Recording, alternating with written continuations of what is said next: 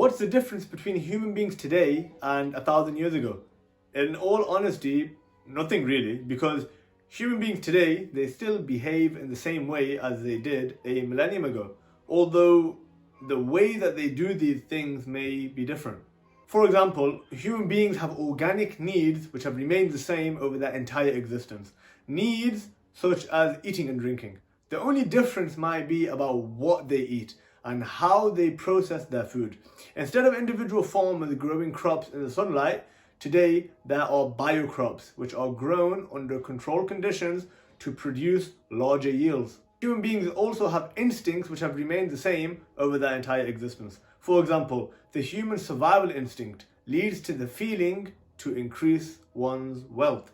Humans have always tried to fulfill this instinct, either by setting up stalls in the city centre to sell animal fur, like in the past, or when large companies have contracts with each other to produce millions of phones, for example, like in today's world. Human beings today have the exact same organic needs and instincts as they did 1,000 years ago. They still have rulers, they still get married, they still defecate, still go to war, play sports, form societies, and literally do everything else that human beings did in the past. Yes, the technology to fulfill those needs and instincts might have changed, but the needs and instincts themselves have not changed at all. This leads me to the main point of this post. The Islamic system has come to regulate the needs and instincts of human beings and to fulfill them in a way pleasing to Allah subhanahu wa ta'ala. So if we agree that the needs and instincts of a human being have remained the same over time, then the system which fulfills those needs and instincts must also remain the same. The Islamic system fulfilled the needs and instincts of millions of human beings in the past, economically, politically, individually, and in all other walks of life. So to say that the Islamic system will not be able to work in the 21st century and needs reforming is a baseless claim.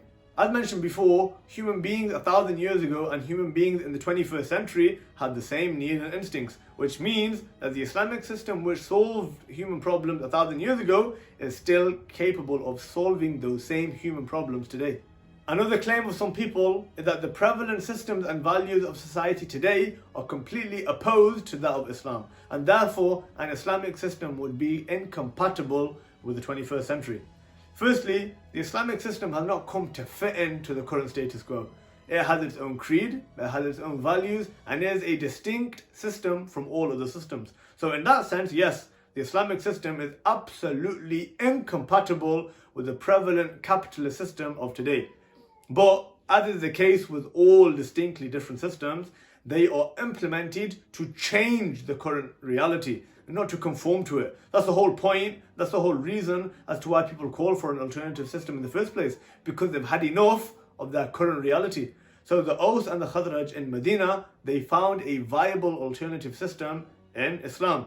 The French abolished their monarchical system and found an alternative system in republicanism. The Russians moved from their Tsarist empire to a communist system. All these systems were diametrically opposed to the realities which existed before the implementation, and they all created changes in their societies which had not existed previously. In summary, human beings have remained the same throughout the ages, and the Islamic system which solved their needs in the past is more than capable to solve our needs today. As is the case with all societies, they are subject to change based on the system that is implemented over them.